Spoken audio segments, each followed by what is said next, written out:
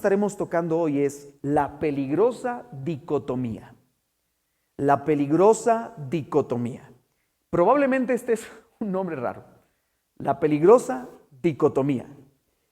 ¿Qué significa eso? ¿A qué nos referimos con este tema de la peligrosa dicotomía? Bueno, la palabra dicotomía significa separación o brecha, ¿sí? Una dicotomía es cuando hay una separación, cuando están separados dos cosas, dos lugares, incluso dos doctrinas, etcétera, etcétera. Es la separación o brecha, y en este caso particular, como usted lo tiene también ahí en la pantalla, en este caso particular nos vamos a referir a la separación o brecha que existe entre lo que profesamos creer, es decir, nuestra doctrina, y la manera en que a veces vivimos nuestras vidas. Porque a veces esas son dos cosas diferentes en nosotros. A veces nosotros profesamos creer algo que es nuestra doctrina, es lo que creemos acerca de Cristo, de la salvación, de la expiación, del perdón, del amor de Dios, etcétera, etcétera, todos los temas doctrinales, y creemos firmemente en algo, pero luego en la manera en la que vivimos, vivimos diferente. Como que pareciera que fuéramos cristianos en teoría, pero no en la práctica. A eso nos referimos cuando hablamos de la peligrosa dicotomía. Hermanos, miren, podemos estar teniendo una doctrina correcta. Eso no es malo. Podemos tener una doctrina correcta. De hecho, es necesario, es importante. Pero si esa doctrina correcta no nos lleva a glorificar a Dios y deleitarnos en Él, estamos pecando, aun teniendo la doctrina correcta. ¿Podemos nosotros ser los mejores a la hora de exponer las Escrituras? Pero si esa doctrina que conocemos y sabemos no nos lleva a glorificar a Dios y a deleitarnos en Él, estamos pecando. ¿Vamos bien, hermanos? ¿Sí? Yo creo que lo he dicho en varias ocasiones, la doctrina correcta nos lleva a la adoración correcta y la adoración correcta nos lleva a un estilo de vida correcto. Usted lo tiene en la pantalla. Yo lo suelo decir así: ortodoxia, ortodulia y ortopraxia, ¿verdad? Una doctrina correcta me lleva a una adoración correcta y a su vez me lleva a una práctica correcta. Si yo me quedo solamente en ortodoxia y no tengo una adoración correcta o una vida correcta, una práctica correcta, entonces yo estoy teniendo una peligrosa dicotomía. Yo estoy separando, estoy creando una brecha en lo que Dios creó para que se tenga junto. Una doctrina correcta me lleva a una adoración correcta y una adoración correcta me lleva a una práctica correcta. ¿Hasta aquí vamos bien, hermanos? Voy a repetir como 3 o 4 veces durante el día de hoy estas 3 palabras, así que espero que ustedes se le queden. Ortodoxia me lleva a una ortodulia me lleva a la ortopraxia. Ortodoxia, ortodulia, ortopraxia. Para el que no sepa latín, vamos a descomponer las palabras. La palabra orto significa correcto, algo correcto. Doxia significa doctrina, dulia significa adoración y praxia significa práctica. Así que usted puede relacionar ya, ¿verdad? Correcta doctrina, correcta adoración y correcta práctica o correcta vida de práctica. Ahora bien, ese peligro de la dicotomía es muy grande. Es más, yo me atrevería a decir esto, y no lo digo solo yo. Este es un pensamiento de Paul David Tripp. Él dice esto, escuche bien. Satanás se siente contento, agradado, cuando una iglesia sabe la doctrina correcta. ¿Cómo así? No era al revés. ¿No se supone que Satanás está desagradado cuando una iglesia sabe la doctrina correcta? No, espéreme, no he terminado.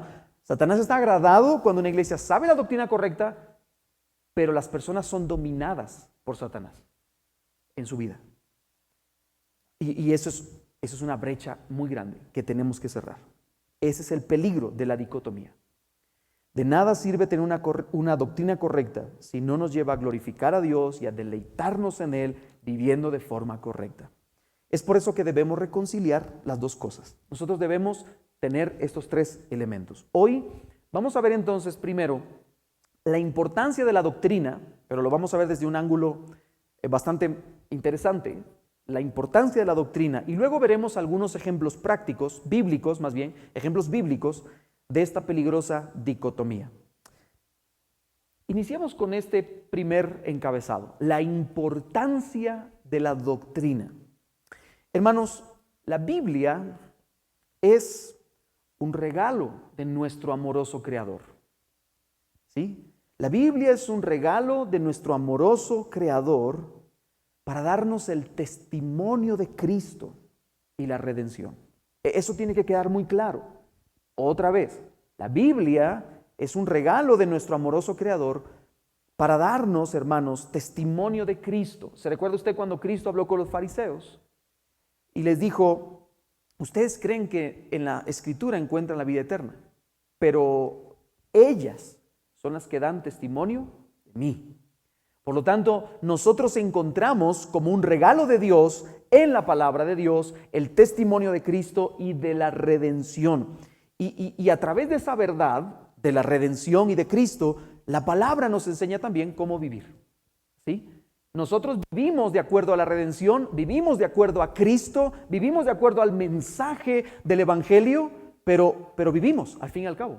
Tenemos que vivir y necesitamos en la vida práctica relacionar todos esos conceptos. Así que, hermanos, la Biblia no es un diccionario, no es una enciclopedia. Eso está claro, ¿cierto?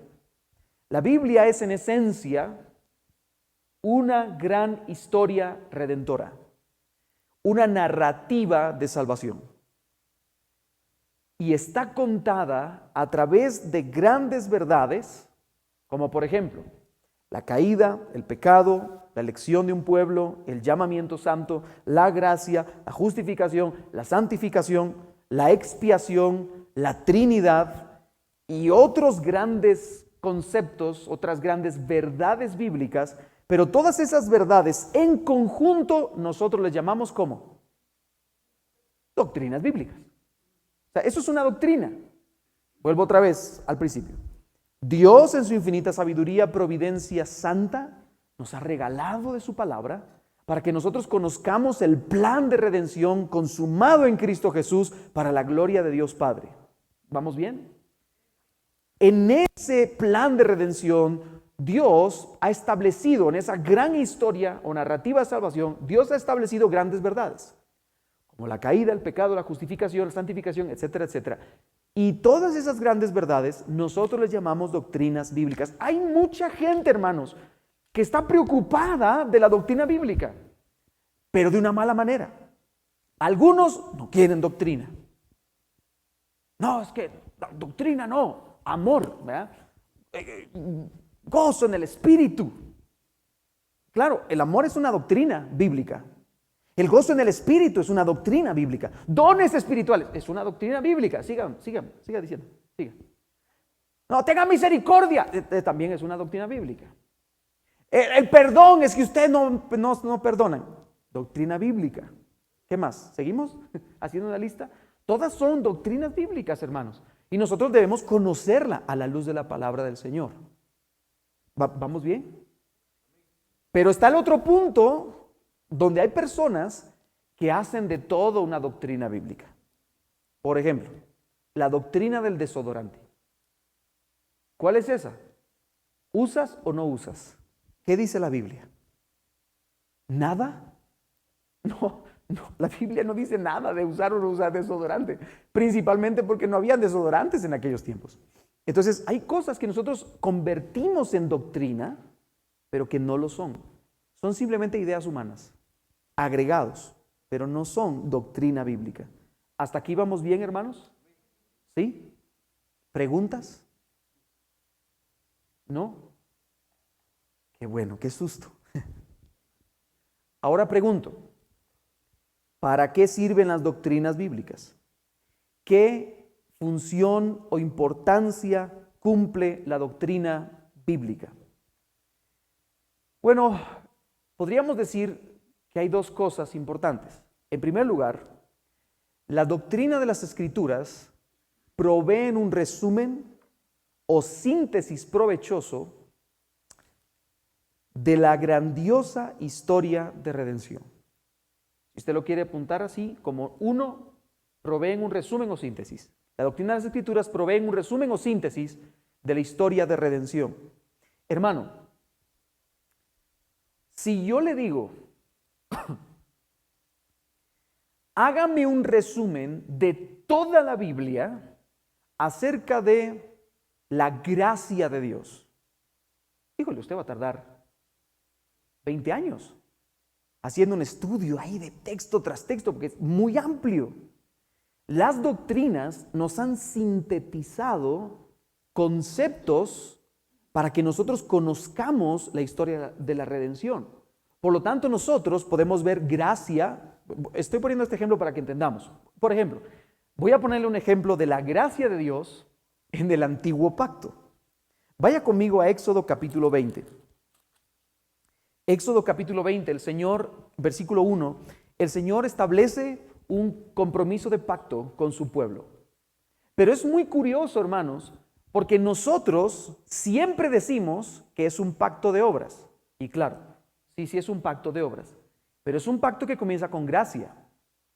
Mire lo que dice, verso 1. Y habló Dios todas estas palabras diciendo, y escuche, ahora viene Dios hablando, se presenta. Yo soy Jehová tu Dios. Esa es su presentación. Yo soy el que firma el pacto. Que te saqué de la tierra de Egipto, de casa de servidumbre. Pregunto, ¿Dios vio algo en Israel? ¿Algo bueno, correcto, decente, honorable para que ellos fueran sacados de Egipto? No. Es más, después se lo dice. Después Moisés les dice al pueblo, no es por nada que ustedes hayan hecho, ni por algo que Dios haya visto en ustedes, sino porque a Dios le plació escogerles a ustedes. Así que aquí nosotros encontramos en un texto gracia. Pero para poder nosotros encontrar en este texto gracia, tendríamos que leer todo Génesis, ¿sí?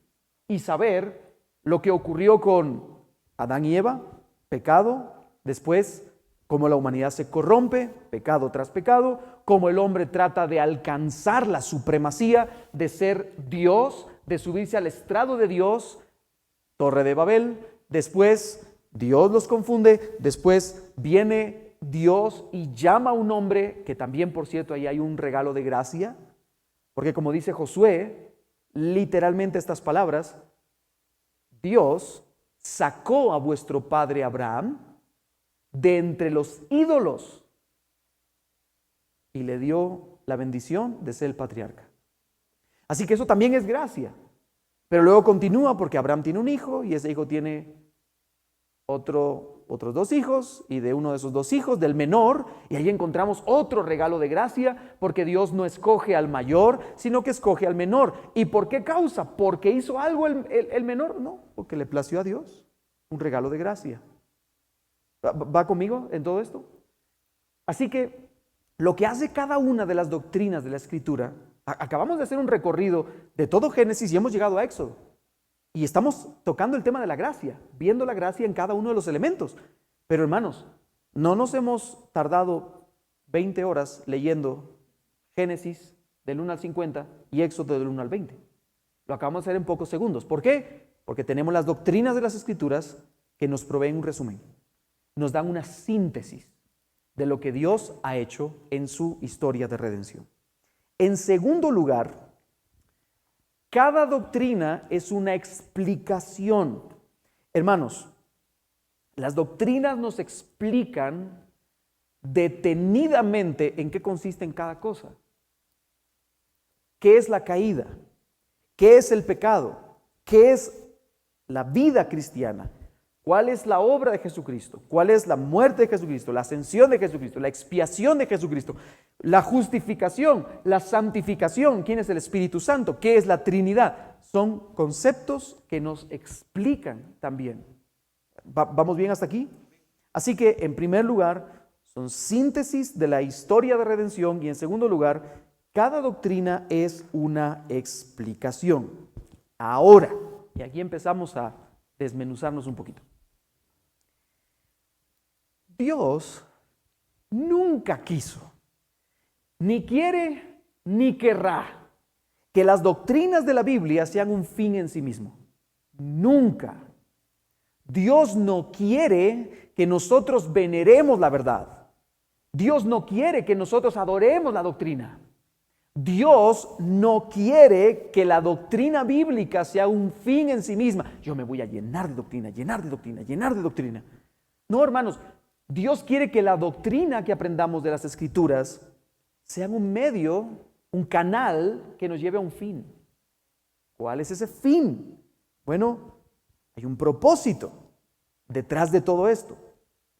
Hermanos, el propósito más grande de la doctrina bíblica no es hacer crecer tu cerebro. Eso es descartado. El fin es mucho más que tener una confesión teológica. Y no me malinterprete, yo soy el primero que siempre estoy enseñando que las confesiones teológicas son buenas y necesarias. Los días de discipulado, los días domingo por la noche, vía Zoom, tendremos el discipulado de la Confesión de Fe de Londres de 1689, punto por punto. Todas las noches a las 8 de la noche, vía Zoom. Es el discipulado de la iglesia que vamos a tomar a partir del mes de febrero, ¿verdad? Primera semana de febrero. Así que las confesiones bíblicas y teológicas están bien, hermanos. El aumentar nuestro conocimiento y nuestro saber está bien, pero ese no es el fin. Ese no es el fin. Entonces, pregunto, ¿qué es lo que Dios quiso hacer al revelarnos las verdades bíblicas? Pregunta, ¿qué es lo que Dios quiso hacer al revelarnos estas verdades de su palabra? Bueno, hermanos, en el libro de Isaías encontramos una descripción perfecta del propósito de Dios. Vaya conmigo a Isaías capítulo 55, versos 10 al 13. Isaías 55, 10 al 13. Usted lo tiene en la pantalla, apúntelo. Dicho sea de paso, qué bueno que veo por ahí varios que están tomando nota. Excelente, así debe ser. El que no anota, no anota, ¿verdad? Y el que anota, anota. Y el que entendió, entendió. Ya no lo explico más. Entonces, Isaías 55, 10 al 13 dice: porque como desciende de los cielos la lluvia y la nieve, y no vuelve allá, o sea, no vuelve para arriba, sino que riega la tierra y la hace germinar y producir y da semilla al que siembra y pan al que come, escuche bien esto, así será mi palabra. O dicho en otras palabras, así es mi doctrina bíblica, mi enseñanza, así son mis palabras, que sale de mi boca, no volverá a mí vacía, sino que hará lo que yo quiero y será prosperada en aquello para lo que yo la envíe. Verso 12. Porque con alegría saldréis y con paz seréis vueltos. Los montes y los collados levantarán canción delante de vosotros, y todos los árboles del campo darán palmadas de aplauso. Y escuche esto: en lugar de la zarza crecerá ciprés, y en lugar de la ortiga crecerá arrayán. Y será Jehová por nombre, por señal eterna, que nunca será raída. En base a este texto que acabamos de leer, abramos un momento ahí el conversatorio. Quiero hacerle una pregunta. ¿Puede una zarza bien regada, bien cuidada, convertirse en un ciprés? ¿Qué opina usted, hermano? ¿Puede una zarza convertirse en un ciprés? ¿No? ¿Quién más? ¿Sabe usted lo que es una zarza? Una zarza es un arbusto que no tiene hojas, sino que es como muchos palitos, ¿verdad? No se me ocurre nada para mezclarlo. Y un ciprés, usted ha visto un ciprés, ¿verdad? Grandes, frondosos, verdes, huelen bien, la zarza no huele a nada. Pregunta, ¿puede una zarza convertirse en ciprés? No, ¿verdad que no? Es biológicamente imposible, ¿cierto? Pero hermanos, Dios utiliza esto como una ilustración del propósito de lo que la palabra hace por medio de esas verdades o doctrinas bíblicas. Hermanos, el propósito de las verdades de la palabra son crear en nosotros una transformación orgánica radical. Dicho de otra manera, ¿puede una zarza convertirse en un ciprés? No, es biológicamente imposible. ¿Puede un impío convertirse en un hijo de Dios? en teoría, es espiritualmente imposible. Pero a través de la palabra, y es lo que dice el Señor aquí en Isaías, así será mi palabra. Mi palabra sale, riega, cae sobre la zarza y la convierte en un ciprés. Cae sobre la ortiga y la convierte en un arrayán. ¿Ve usted la diferencia? Hay una transformación orgánica radical. Por tanto, hermanos, el propósito de las verdades bíblicas, y escuche bien, no es informarnos, es transformarnos. El propósito de las verdades bíblicas no es llenarnos de información. Oh, cuánto sé de la palabra. Oh, cuánto yo conozco del evangelio. No es informarte, es transformarte. Si la palabra no te está transformando, algo está pasando. Si el mensaje no está cautivando tu corazón, encendiendo tus afectos, si no te está transformando, entonces algo está ocurriendo. Hermano, cuando cae la lluvia de la verdad de la palabra de Dios, los iracundos se convierten en pacificadores. Los avaros se convierten en dadores, sin que les pidan. Los exigentes se vuelven sinceros y siervos. Los lujuriosos se vuelven puros. Las personas sin fe se vuelven creyentes. Los orgullosos se vuelven humildes. Los rebeldes se vuelven obedientes. Y los idólatras se convierten en verdaderos adoradores de Dios. No solo te informa, sino te transforma. Ese es el propósito de la doctrina. Hermanos, las doctrinas de la palabra de Dios no fueron dadas, y usted lo tiene también en pantalla, no fueron dadas simplemente para ocupar un espacio en tu cerebro, sino para conquistar tu corazón y transformar tu manera de vivir. Piénselo de esta manera. Cuando nosotros estudiamos cristología, por ejemplo, la cristología es la doctrina de Cristo. Entendemos nosotros el mensaje de Cristo a la luz de las Escrituras, entendemos que Él, siendo en forma de Dios, no estimó el ser igual a Dios como cosa que aferrarse, sino que se despojó a sí mismo y tomando forma de siervo, fue obediente hasta la muerte y muerte de cruz. Hermanos, allí derramó su sangre en un acto santo de expiación por nuestro pecado. Él nos perdonó individualmente, pero también después, con su resurrección, aseguró nuestra justicia y aseguró nuestra vida eterna. Pero también después, dice la palabra del Señor, que Él ascendió a los cielos, tomando cautivo a la cautividad, es decir, siendo nosotros cautivos, porque nosotros éramos cautivos del pecado, esclavos del pecado, siendo nosotros cautivos, nos tomó a los cautivos y dejaron de ser cautivos y le pertenecen a Él.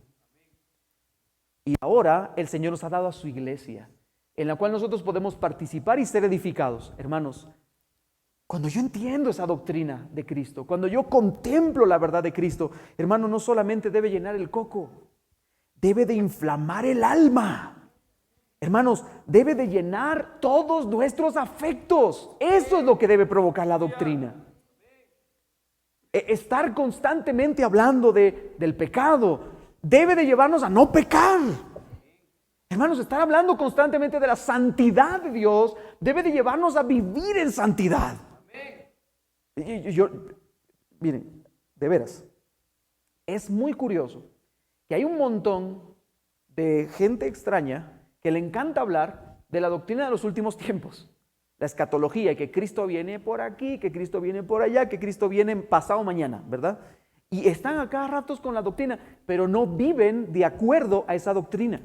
Porque, hermanos, aplicar esa doctrina a la vida es vivir con humildad, pero vivir con esperanza. Es vivir perdonando. ¿Sabe por qué? Porque tarde o temprano Cristo vendrá y pondrá a todos sus enemigos por estrado de sus pies. Él pasará la espada, no nosotros. Que Él se encargue de juzgar. Y entonces nosotros perdonamos a todos. Hay muchas implicaciones detrás de esta simple doctrina, pero no, nos encanta movernos en torno a lo sensacionalista, en torno a lo dramático, en torno a lo raro, pero no nos lleva a nada. Una vez más, no solo debe llenar nuestra cabeza, debe inflamar nuestra alma, debe encender nuestros afectos. Una vez más, ortodoxia ortodulia, ortopraxia. Una correcta doctrina me lleva a una correcta adoración y me lleva a una correcta práctica, un estilo de vida correcto. Las doctrinas de las Escrituras, hermanos, nos hacen sabios cada día y reemplazan nuestro corazón quejumbroso por un corazón que adora a Dios con gozo. Eso hace la doctrina correcta. Eso es lo que hace. Alabas al Señor con todas tus fuerzas porque entiendes lo que Él es y lo que Él ha hecho. Una persona, mejor, no voy a poner una ilustración, voy a poner un ejemplo verdadero. Durante el siglo XVII y XVIII, en Europa, especialmente en Inglaterra, hubo un movimiento llamado el movimiento de los puritanos. Los puritanos se llamaban así porque el anhelo de su corazón es buscar la pureza en Dios, la pureza de la palabra, la pureza doctrinal. Y ellos vivían en obediencia y santidad. De tal manera, hermano, que tenían una doctrina tan, pero tan plena, que en su vida práctica vivían para la gloria de Dios en todos los sentidos. Y le pongo el ejemplo de Juan Bunyan. Juan Bunyan, el que escribió El progreso del peregrino, pasó 12 años en la cárcel y fue donde escribió El progreso del peregrino. Y durante esos 12 años en la cárcel, hermanos, el guardia de la cárcel mantenía la cárcel abierta porque sabía que Juan Bunyan jamás se iba a salir. Él lo sabía. ¿Qué hubiéramos hecho nosotros? ¡Vámonos! Está medio abierta la puerta, le meto una patada al guardia y me voy. Eso hubiéramos hecho nosotros. Pero hermano, una correcta doctrina te lleva a adorar a Dios con todos tus afectos encendidos de tal manera que vives en la práctica de acorde a lo que es un verdadero cristiano. Ningún pasaje de la Escritura capta mejor esta idea que estamos tratando de transmitir, como 2 de Timoteo, capítulo 3, versos 16 y 17. Leamos este texto. 2 de Timoteo, capítulo 3, versos 16 y 17. Toda la Escritura es inspirada por Dios y útil para enseñar, para redarguir, para corregir, para instruir en justicia, a fin de que el hombre de Dios sea perfecto, enteramente preparado para toda buena obra. Y hermano, muy probablemente podríamos pensar que este texto Pablo lo está aplicando a un discípulo suyo que está en el ministerio pastoral. Por lo tanto, para que el hombre de Dios, el hombre que sirve al Señor, sea perfecto, enteramente preparado para toda buena obra. Y sí, la verdad es que sí, pero en el capítulo 4 de 2 de Timoteo, le dice el apóstol Pablo, enseña la palabra, porque el mismo efecto que haga en ti es el efecto que quiero que haga en otros. ¿Ve esa realidad? El mismo efecto que el apóstol Pablo creía que la palabra hace, enseñar, redarguir, corregir e instruir, es el mismo efecto que puede crear en cualquier persona. Ahora bien, hermanos, a través de este texto, veamos estas 4 formas en que la Escritura opera en nuestra vida. Y hermanos, estas no solo son 4 formas así como desasociadas, no.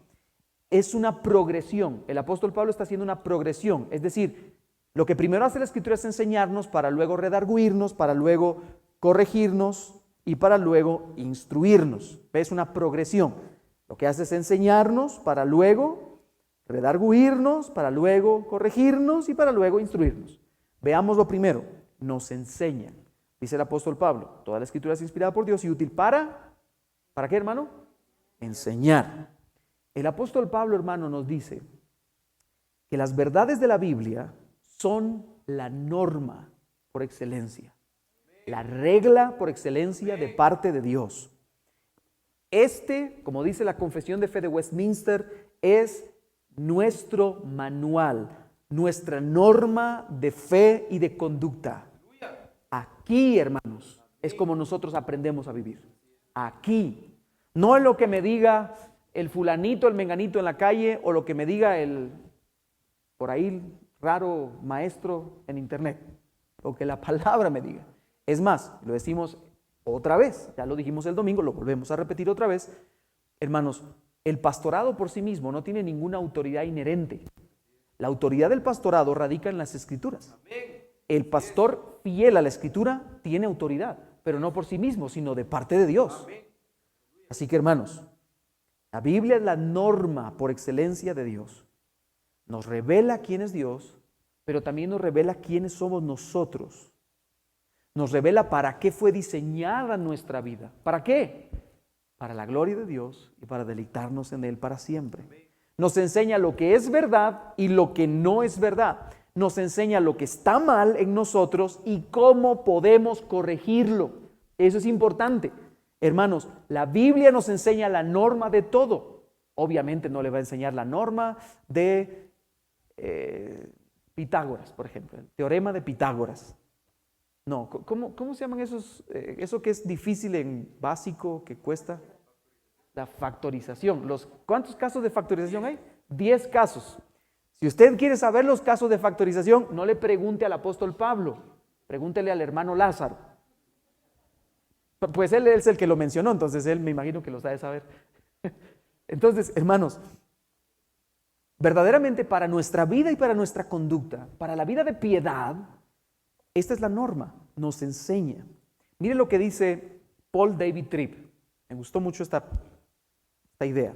Las doctrinas de la palabra de Dios proveen la norma amorosamente revelada por nuestro Creador, mediante la cual podemos saber con toda seguridad lo que nunca llegaríamos a saber sin ellas. ¿Se entiende este concepto? Otra vez. La doctrina de la palabra de Dios provee la norma amorosamente revelada por nuestro Creador, mediante la cual podemos saber con toda seguridad lo que nunca llegaríamos a saber sin ellas. O sea, si usted no lee este libro, usted no va a llegar a saber lo que con toda seguridad sabría si usted lee este libro. Es una vuelta así medio rara, pero es la verdad. Hermanos, no hay otro lugar. No, es que usted no puede aprender de espiritualidad en el Corán. Usted no puede aprender de Cristo en el Corán. Usted no puede buscar en los escritos de Buda lo que usted debe encontrar en la Escritura. Así que, en primer lugar, nos enseña la norma de Dios. Número 2, ¿cuál es la segunda palabra que utiliza el apóstol Pablo? Para enseñar, para redarguir. Las Escrituras nos redarguyen. El apóstol Pablo nos dice que la palabra de Dios, al mismo tiempo que nos enseña, nos confronta, nos compara con la norma. Eso significa redarguir. Redarguir significa confrontar, comparar. De manera, hermanos, que nos hace un diagnóstico de lo que nos hace falta. ¿Vamos bien? ¿Sí? La palabra del Señor no solo nos enseña la norma de cómo debemos caminar, sino que además nos confronta y nos hace un diagnóstico de aquello que nos hace falta. Cada verdad de la palabra de Dios, hermanos, es como un espejo, si lo queremos ver así. Es un espejo en el que podemos mirarnos y ver si todavía nos queda un poco de putrefacción de esta carne asquerosa que tenemos que sacárnosla de encima. Cuando nos vemos en el espejo de la palabra, hermanos, si hay algo en la imagen del espejo que es desagradable a la norma, entonces yo me voy a sentir confrontado. Déjeme ilustrarlo de esta manera. Si nosotros nos vemos a la luz, nos vemos en la Biblia, a la luz de la doctrina de la perfección y la santidad de Dios, nos vamos a ver confrontados de inmediato. ¿Por qué razón? Porque estamos muy lejos de ser perfectos y santos como Dios. Sed santos, porque yo soy santo. Eso nos lo revela la palabra, la doctrina de las Escrituras. Sed santo, porque yo soy santo. Y cuando yo me enfrento contra ese espejo de la santidad y la perfección de Dios, ¿qué ocurre, hermanos? Yo me siento lejos. Si te miras en el espejo de la doctrina del pecado, te darás cuenta de que tú también sigues siendo pecador. Pecas. Eres un santo pecador. Santo porque ha sido santificado, justificado por medio de la gracia salvadora, pero al mismo tiempo sigues pecando. Y si te confrontas con esa realidad, te vas a dar cuenta de que también eres un pecador. Hermanos, cada verdad de las Escrituras es una regla de medición.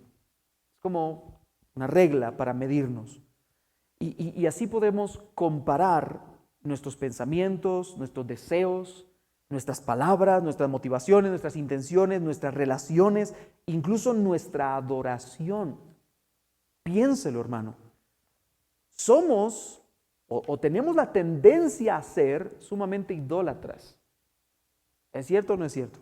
El primer mandamiento es: no tendrás dioses delante de mí. ¿Eso qué significa? No pondrás a alguien en primer lugar. No pongas a alguien en primer lugar por encima de mí. Yo quiero la totalidad de ti, completamente. Y nosotros tenemos la tendencia a ser muy idólatras. Pero cuando nosotros nos confrontamos con la regla, nosotros empezamos a vernos frente al espejo de la verdadera medición y empezamos a aterrarnos.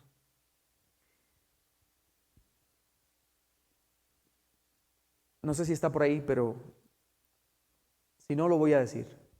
Una verdad que no confronta, que no redarguye, es una verdad mal manejada. Es una verdad muerta. Otra vez, una verdad que no confronta, que no redarguye, es una verdad muerta, una verdad mal manejada. Hermanos, el estudio bíblico o doctrinal debe producir no solo alabanza y adoración a Dios, sino contrición, confesión y arrepentimiento sincero. Si no te redarguye lo que estás aprendiendo de la palabra, ten temor, preocúpate, asústate, inquiétate, porque algo malo está pasando. Pídele al Señor que te permita ser redarguido, ser confrontado con la verdad. Porque ahora viene una tercera cosa. Dice el apóstol Pablo que toda la Escritura es inspirada por Dios y útil para enseñar. Número 2, para redarguir. Y número 3, para corregir. Hermanos, corregir es cambiar mi condición actual hacia la condición que Dios demanda. Por ejemplo, para explicar esta palabra, si yo utilizo un mapa, ¿han usado mapas en sus teléfonos? Waze, por ejemplo. Y yo apunto mi dirección y voy en esa dirección. Pero de pronto la calle por la que me pide pasar está tapada. Y entonces me tengo que meter por la calle que está al lado. ¿Qué hace rápidamente el Waze? Redireccionar, corregir. Y me corrige y entonces me manda por la siguiente calle y me manda para arriba. ¿Cierto o no es cierto? Es exactamente lo mismo que hace la palabra del Señor, con una ilustración bastante banal, pero es la misma realidad. Hermanos, nosotros estamos en una condición actual de seres carnales en muchas ocasiones, pero esa condición actual debe ser corregida hacia la condición que Dios demanda de nosotros. Hay una brecha, hay una diferencia. Estamos aquí, Dios me quiere aquí.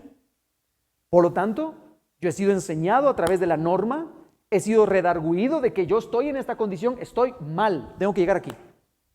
Pero entonces la palabra me corrige. ¿Qué significa eso? Me lleva otra vez a la trayectoria correcta.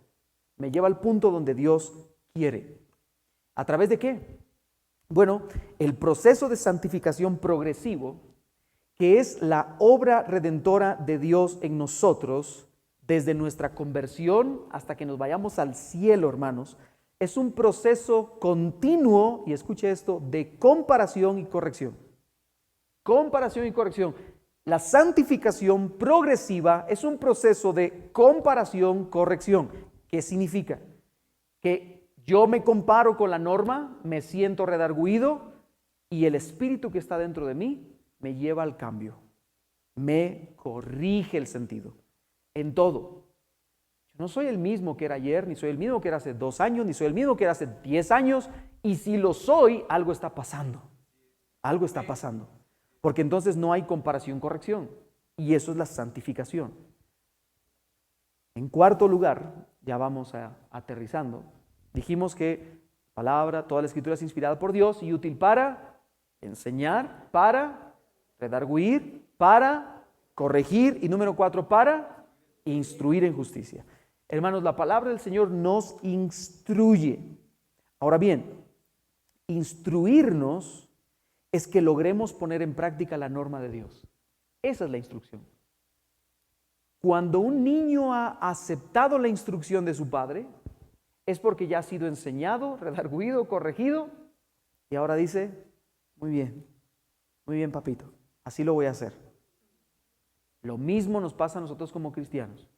Somos instruidos ahora en justicia, ya no en maldad, ya no en perversión, ya no en pecado, ahora somos instruidos en la norma. Dicho de otra manera, la instrucción en justicia es la madurez cristiana y la obediencia. Madurez cristiana y obediencia. ¿Se da cuenta de esto que estamos hablando? Primero hay una enseñanza. ¿Cuál es la enseñanza? La palabra. Esa es la norma. Después nos sentimos redarguidos a través de la palabra. ¿Por qué? Porque de alguna forma nos comparamos.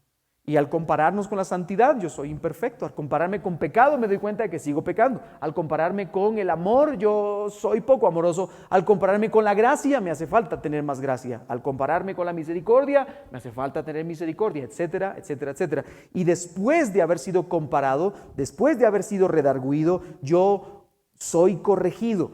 Hay una comparación, corrección. Paso de un punto A a un punto B por la gracia de Dios y el poder del Espíritu Santo. Y finalmente soy instruido. Tomo la verdad como mía. Es mi verdad. Yo así voy a vivir. Ya no quiero vivir de la otra manera. Quiero vivir así. Y entonces encuentro madurez y obediencia. ¿Hasta aquí vamos bien, hermanos? Amén. Hermanos, por eso es importante la doctrina. Ese es el resumen. Por eso es importante la doctrina. Al final, hermanos, en el texto que leíamos del apóstol Pablo a Timoteo, el apóstol Pablo, siendo inspirado por el Espíritu Santo, nos llama, hermanos, a asumir las verdades de las Escrituras de un modo que establezca en nosotros un patrón constante de autoexamen, que ponga nuestra mirada en la confesión sincera y humilde, la cual produce compromiso de arrepentimiento, que resulta a su vez en una vida de mayor madurez espiritual y obediencia con gozo. Todo es un proceso. Por eso yo le dije al principio de ver estos 4 puntos que es una progresión. No ocurre lo tercero sin lo primero, y no ocurre lo cuarto sin lo segundo, y así sucesivamente. Sin embargo, debemos ser honestos. Y sea honesto esta noche conmigo, con usted y con el Señor. Esta es la teoría, pero esta no es siempre la manera en la que pensamos o respondemos a las grandes verdades de la palabra de Dios. ¿A qué no? El Evangelio, por poner una verdad, el Evangelio nos lleva a un punto donde nosotros somos perdonados que deben perdonar sí o sí. Nos lleva a un punto donde somos personas que han recibido tanta misericordia que deben actuar con misericordia. Pero por ejemplo nosotros como padres, que somos padres, cuán difícil para nosotros es en muchas ocasiones ofrecer perdón y misericordia a nuestros hijos, ofrecer gracia. Por lo tanto, la oración del perdón en el Padre Nuestro, para los que somos papás, nuestro primer interlocutor en esa conversación serían nuestros hijos. Padre, perdóname mis pecados, así como yo también perdono a mis hijos. Cuando me ofenden, cuando me sacan de quicio, cuando ya quiero reventarlos en pedacitos. Bueno, no sé si me pasa solamente a mí eso, pero aleluya. Entonces, con algo tan simple, hermanos, nos damos cuenta de que en muchas ocasiones la mayoría de nosotros cree ciertas cosas de Dios, ciertas cosas del Evangelio, ciertas cosas de la palabra de Dios, pero después vivimos como nos da la gana. Y hermanos, ese es el gran peligro de la dicotomía. Ese es el gran peligro de hacer la separación. De creer una cosa pero vivir totalmente diferente. ¿Por qué? Porque le roba la gloria a Dios. Le roba la gloria a Dios. Hermanos, debemos trazar una línea, y eso vamos a hacer en las próximas semanas. Debemos trazar una línea en lo que es verdad, de acuerdo a la palabra. Debemos alinearnos con lo que es verdadero, con lo que es doctrinalmente correcto, pero luego esa verdad nos debe llevar a glorificar a Dios y a vivir vidas agradables a Él. Por tercera vez esta noche, ortodoxia, ortodulia, ortopraxia. Esa es la conclusión. Todavía no he llegado a la conclusión, pero esa es la conclusión. Hermanos, debemos trazar una línea correcta, que es la doctrina correcta, pero luego esa línea correcta nos debe llevar a adorar al Señor con todos nuestros afectos y a practicar esa adoración con nuestros hermanos, con nuestro prójimo y en nuestra vida cotidiana, en todos los sentidos. Para terminar, simplemente le quiero mostrar algunos ejemplos, 2 ejemplos bíblicos de esta peligrosa dicotomía, para que nosotros entendamos que de verdad es terrible. El primer ejemplo, vayamos a Jonás capítulo 1, verso 9. Ayúdeme a leer, leamos en voz alta. Jonás 1:9. Y dice, y él les respondió, ¿qué dijo? Soy hebreo y temo a Jehová, Dios de los cielos, que hizo el mar y la tierra. Muy bien, lo pongo en contexto. Jonás ha recibido una palabra de Dios. La palabra de Dios es, ve a Nínive y predica. Y en vez de ir a Nínive a predicar, se monta en un barquito y se va en dirección contraria a otra ciudad, y entonces el Señor manda una tormenta. Y todos inquietos en el barco empiezan a orar, a hablar con sus dioses, y de pronto empiezan y echan suertes, y el querido Jonás sale con la suerte, ¿verdad? Bueno, ¿y quién eres tú? Por tu culpa estamos así, nos vamos a morir. Y él les respondió, soy hebreo y temo a Jehová, Dios de los cielos, que hizo el mar y la tierra. Quiero preguntarle, ¿la teología de Jonás es correcta, sí o no? Totalmente correcta. Él tiene la verdad en su boca. Él tenía la correcta doctrina de Dios, sí la tenía. Temo a Jehová. Aquel que teme al Señor es una persona que vive para Él. Temo a Jehová, Dios de los cielos. Claro, el Dios Jehová es Dios de los cielos, que hizo el mar y la tierra. O sea, toda su confianza está en el Señor. Aquí nosotros podemos encontrar varias doctrinas. La creación de Dios, Dios creando, Dios como creador. Encontramos la doctrina de la soberanía de Dios, que es el que controla cielos, tierra y mar. Vemos también la doctrina de la trascendencia de Dios, porque Dios está en los cielos, ¿verdad? Hay muchas doctrinas aplicadas en este versículo. Así que Jonás tenía una perfecta doctrina. Él podría ser un excelente maestro de instituto bíblico. Pregunto, ¿estaba respondiendo de forma correcta a la doctrina? No, hermanos. Mire, yo lo puse en negrito. Él dice, temo a Jehová. Él decía temer a Dios, pero él no tuvo ninguna dificultad en mirar a Dios cara a cara y decir, no voy a hacer lo que tú me pides. ¿Se da cuenta? Qué gran temeroso de Dios. Él no tuvo dificultades para tomar las decisiones de su propia vida, aunque él sabía, porque aquí está, sabía que Dios es soberano. Él es el Dios de los cielos que hizo el mar y la tierra. Él es el soberano Señor. Sin embargo, yo tomo las decisiones de mi propia vida y me voy a donde yo quiera. ¿Se da cuenta? Jonás estaba haciendo lo opuesto de lo que había sido llamado a hacer. Así que tenía una doctrina correcta, pero no había ortodulia ni ortopraxia. Tenía una doctrina correcta, pero no tenía una adoración correcta. Le estaba escupiendo la cara a Dios y no tenía una práctica correcta porque había decidido darle la vuelta a Dios y dejarlo. ¿Se da cuenta? ¿Vamos bien? Segundo ejemplo, ya para terminar.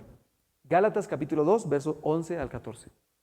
Dice, pero cuando Pedro vino a Antioquía, le resistí cara a cara porque era de condenar, pues antes que viniesen algunos de parte de Jacobo, comía con los gentiles.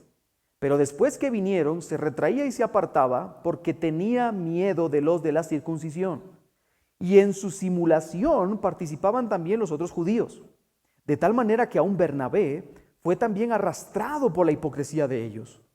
Pero cuando vi que no andaban rectamente conforme a la verdad del evangelio, dije a Pedro delante de todos: si tú, siendo judío, vives como los gentiles y no como judío, ¿por qué obligas a los gentiles a judaizar? Hermanos, Dios le había dejado muy claro a Pedro que los gentiles estaban incluidos en el plan de redención y que no debían ser excluidos bajo ningún motivo. Si usted lee Hechos capítulo 10, usted se dará cuenta de que el mismo Señor le habla a Pedro a través de un lienzo que baja con animales inmundos y le dice: come, ninguna cosa inmunda ha entrado por mi boca, nunca, jamás, dice el apóstol Pedro, ¿verdad? No digas inmundo a lo que yo he llamado santo, le dice el Señor. Come. En ese mismo instante le tocan la puerta, le piden que vaya a la casa de Cornelio, y al llegar a la casa de Cornelio, él empieza a predicar el evangelio y el Espíritu Santo es derramado en ese lugar, y entonces ellos creen en la verdad de Cristo. Así que el apóstol Pedro queda completamente convencido de que los gentiles no deben estar excluidos. Capítulo 15. Ocurre un problema en Antioquía y entonces Pablo desciende a Jerusalén para hablar con los hermanos de Jerusalén y en un concilio hablar acerca de estos temas de los judaizantes. Y llegan a la conclusión, y cito textualmente, dice: y no les pondremos ninguna otra carga, sino solamente abstenerse de fornicación y de ahogado, de alimentos ahogados. No sé cómo serán esos, pero no coma huevos ahogados, hermanos. Es pecado delante del Señor. Ahora, hacen ese concilio y llegan a la conclusión de que no es necesario obligarlos a circuncidarse. Así que el apóstol Pedro, podríamos decir que entendió la doctrina. ¿Sí o no? Entendió la doctrina. Es más, el apóstol Pedro, como no le gustaba hablar, el hermano Pedrito, se levanta en medio de la conferencia que tienen ahí con los hermanos y dice: yo ya les he contado lo que pasó en la casa de Cornelio y cómo el Señor se manifestó allí y cómo llamó a los gentiles. Por lo tanto, los gentiles también son del pueblo del Señor. Él sabía del evangelio, sabía la doctrina, conocía el mensaje, no debía excluirlos bajo ningún motivo. Sin embargo, tuvo que ser confrontado por Pablo. ¿Por qué? Porque delante de un grupo de judaizantes en Antioquía, él actuaba contradiciendo el evangelio que le había sido enseñado y que él mismo creía. ¿Tenía una correcta doctrina? Sí, claro que sí. El apóstol Pablo tiene una correcta doctrina. Usted lea Primera de Pedro y Segunda de Pedro, usted se dará cuenta que es una doctrina correcta. ¿Tenía una práctica correcta? ¿Ve usted el peligro de la dicotomía? No podemos separar lo que sabemos, lo que creemos, lo que entendemos de la palabra, no lo podemos separar de nuestra vida. No podemos decir que creemos en una cosa y practicar otra cosa totalmente diferente. Así que en resumen, hermanos, es peligroso, sumamente peligroso hacer una separación entre lo que creemos y lo que practicamos. Póngase en pie conmigo y quiero terminar simplemente diciendo esto. Pongámonos en pie ya para terminar. A través de estos estudios bíblicos que estaremos viendo los días miércoles, hermanos, es mi deseo, verdaderamente es mi deseo y mi oración delante del Señor, que podamos en primer lugar marcar un fundamento sólido, que podamos establecer verdades firmes en nuestro caminar cristiano, que podamos abrazar las doctrinas fundamentales de la Escritura, pero hermanos, que ese fundamento nos lleve a una adoración genuina y a una práctica verdadera y honesta de lo que significa ser un cristiano.